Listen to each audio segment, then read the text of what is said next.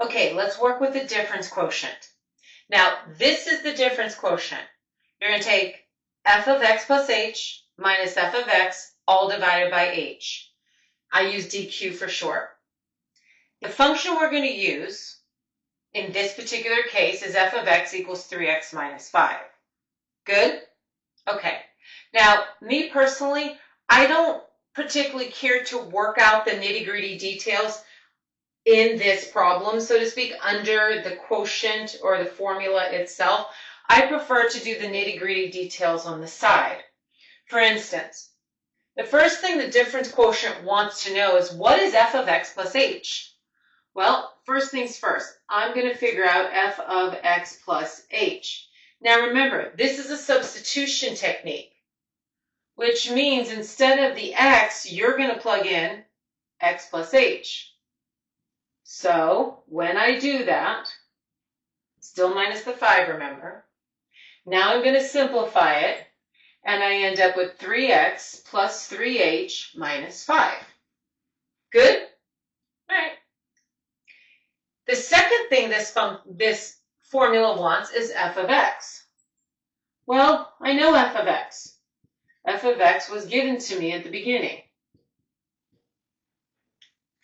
Good? Okay.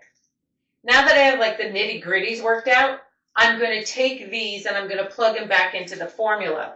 So the formula says take f of x plus h. There it is. We figured it out. So 3x plus 3h minus 5. And then I'm going to subtract f of x.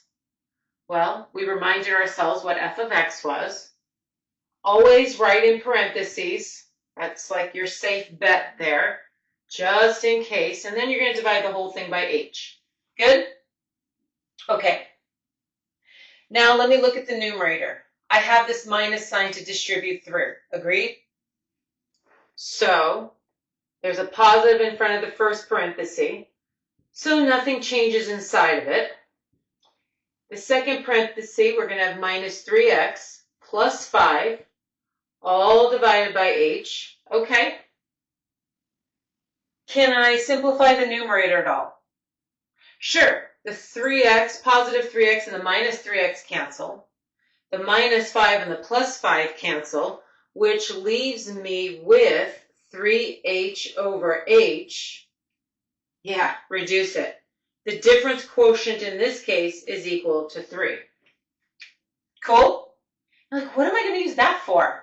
Well, believe it or not, you are going to use it in calculus, and it has something to do with limit, eventually taking the limit, getting a derivative, something of the sort. Ask your calc instructor. Anyway, there are a few examples coming your way. You work on them first before you find my answer key video. Catch you on the flip side.